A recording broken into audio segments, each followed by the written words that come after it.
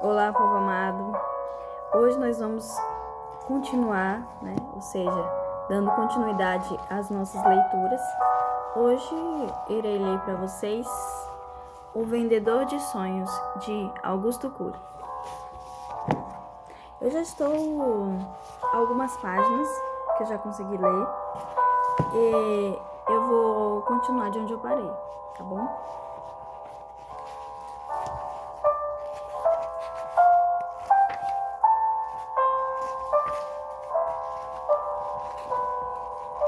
Capítulo 13.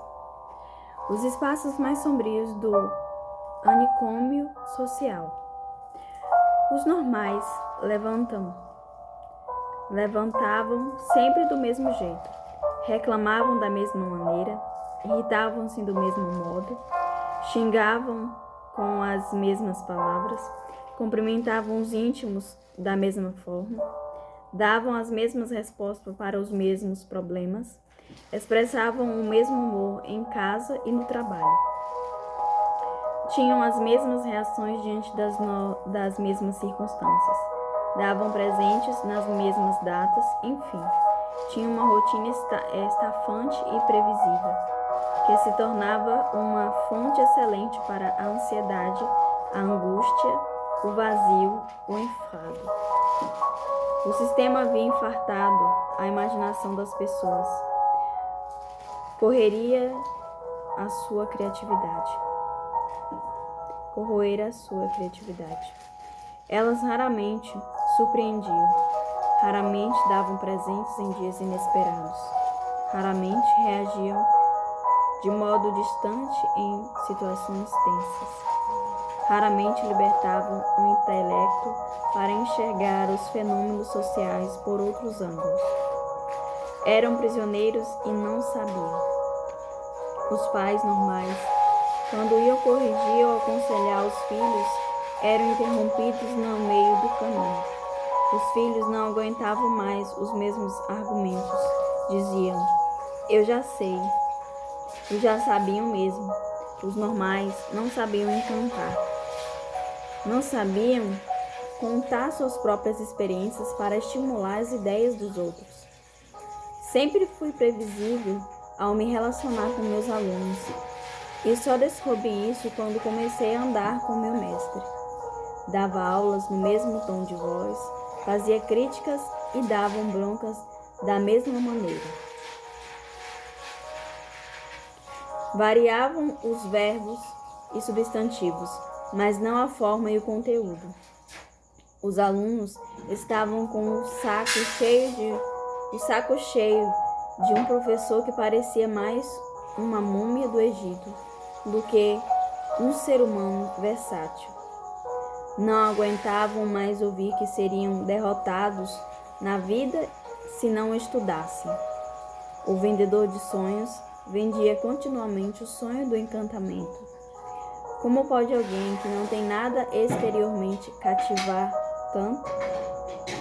Como pode um homem sem teoria pedagógica bombear nossa imaginação?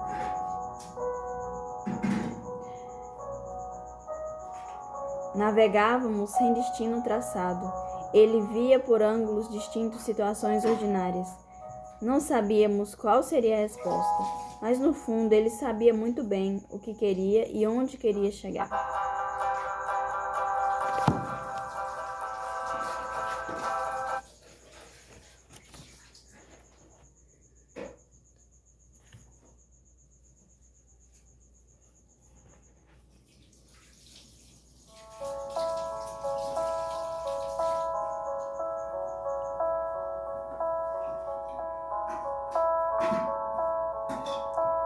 Ele via por ângulos distintos situações ordinárias. Não sabíamos qual seria a resposta, mas no fundo ele sabia muito bem o que queria e aonde queria chegar. Estava nos treinando a encontrar uma liberdade inimaginável. Cada dia era um canteiro de surpresas, umas agradabilíssimas, outras causticantes. Na manhã seguinte, depois de um período de mitigação silenciosa das suas preocupações, O mestre se levantou, aspirou algumas vezes longamente o ar poluído do viaduto e agradeceu a Deus de um modo inusitado. Deus, tu caminhas nas reentrâncias do tempo. Estás infinitamente distante e infinitamente próximo, mas sei que teus olhos me espreitam. Permita-me captar teus sentimentos. Obrigado por mais um show nesse surpreendente existência. Boquinha de Mel, que era vidrado em shows country, disse: que show nós vamos ver, chefinho?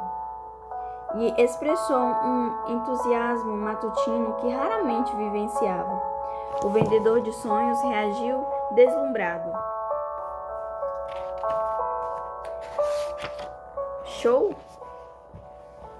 Cada dia é um show, cada dia um espetáculo. Só não o descobre quem está mortalmente ferido pelo tédio. O drama e a comédia estão em nosso cérebro. Basta despertá-los.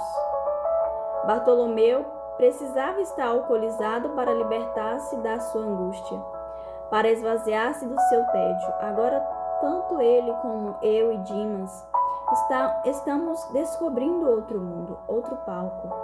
O mestre saiu e começamos a seguir seus passos.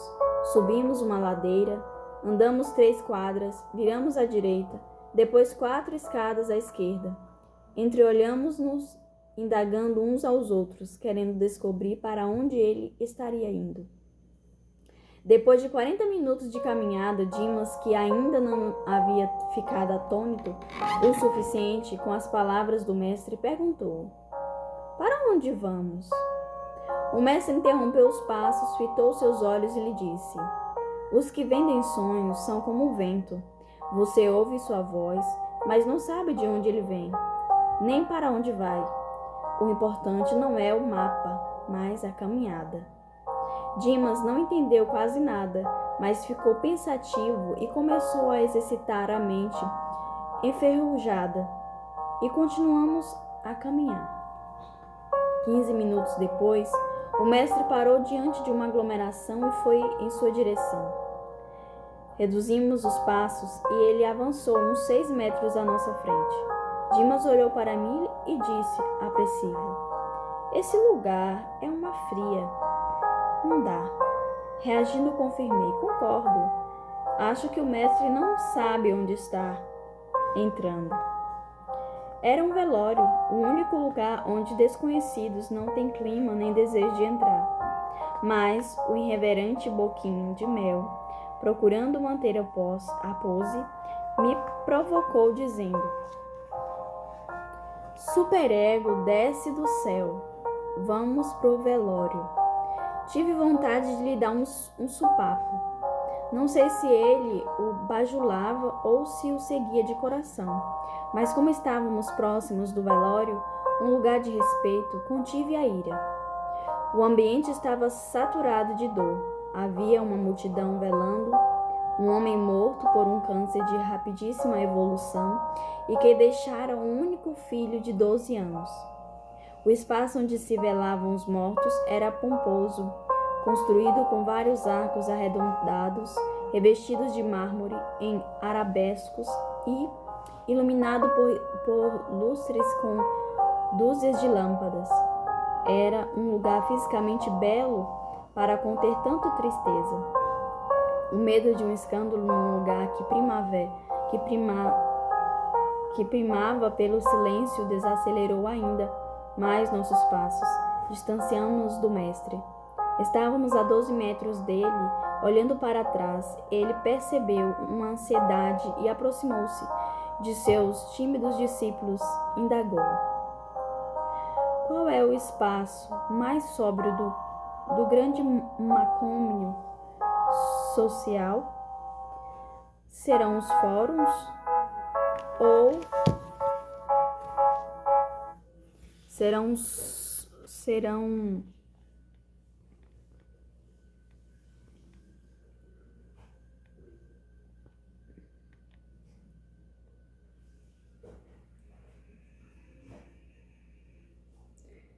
qual é o espaço mais sóbrio do grande cômico social? Será os fóruns ou as redações dos jornais? Ou a tribuna dos políticos, as universidades? Tentei tapar a bocarra do Boquinha de Mel, mas não deu tempo. Ele disse: os botecos, chefinho. Mas corrigiu em seguida: brincadeira. Como não sabíamos a resposta, o homem que seguíamos afirmou: são os velórios, são eles os espaços mais lúcidos da sociedade. Neles nos desarmamos, nos despimos das vaidades, retiramos a maquiagem. Nesse espaço somos o que somos. Se uma minoria composta de íntimos, o velório tem uma fonte de desespero. Para uma maioria composta de mais distante, uma fonte de reflexão. Para ambos a verdade é crua. Tambamos no silêncio de um túmulo, não como doutores intelectuais, líderes políticos, celebridades, mas como frágeis mortais. Essas palavras me fizeram ver que era nos velórios que deixamos de ser deuses e entrávamos em contato com nossa humanidade. Deparávamos com nossas loucuras e enxergávamos nosso anti-heroísmo. Nos velórios, nós, os normais, fazíamos intuitivamente uma socioterapia. Uns diziam: coitado, morreu tão novo.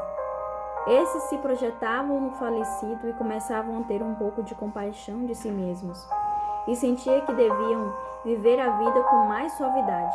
Outros falavam: a vida é uma fonte de riscos, basta estar vivo para morrer. Esses viam a urgência de relaxar, diminuir o ritmo. Outros ainda comentavam: lutou tanto e quanto ia desfrutar das suas conquistas, morreu. Esses descobriam que a vida passa como a sombra, que em vão se inquietavam e conquistavam fortunas, mas outros que nem sempre as mereciam é que se deitavam neles. Precisavam mudar seu insano estilo de vida. Os participantes dos velórios tentavam desesperadamente comprar sonhos, mas o rolo compressor do sistema os furtava em poucas horas ou dias. Tudo voltava ao normal. Não entendiam que os sonhos não poderiam ter durabilidade e penetrabilidade se fossem tecidos como linho fino nos lugares secretos do intelecto. Eu, particular, sempre me fixara na argila do continuismo. A miséria dos outros era um filme, uma ficção que insistia em criar raízes em minha psique. Mas esta não passava de um solo impermeável. Após falar sobre o espaço sóbrio dos velórios, ele acrescentou: não esperem contemplar flores onde os sementes não morreram. Não se inquietem, vãos. E sorriu. Para ele, essas palavras foram satisfatórias. Para nós, diminuíamos apenas 10 graus na fervura da ansiedade em que nos encontrávamos. A morte é perturbadora, mas a vida também o é. A primeira extingue o fôlego humano, a segunda pode asfixiá-lo. O que ele poderia falar num ambiente em que mortos e vivos silenciavam a voz? O que poderia discorrer num terreno em que todos os discursos esfalecem seu impacto? O que poderiam dizer no momento em que as pessoas não estão inclinadas a ouvir, apenas a beber o cálice da angústia diante da perda?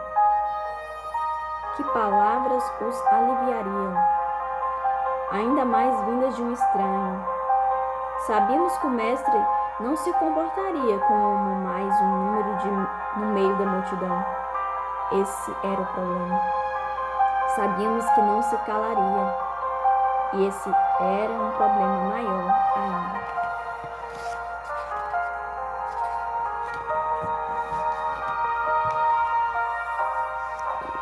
Continuemos mais tarde.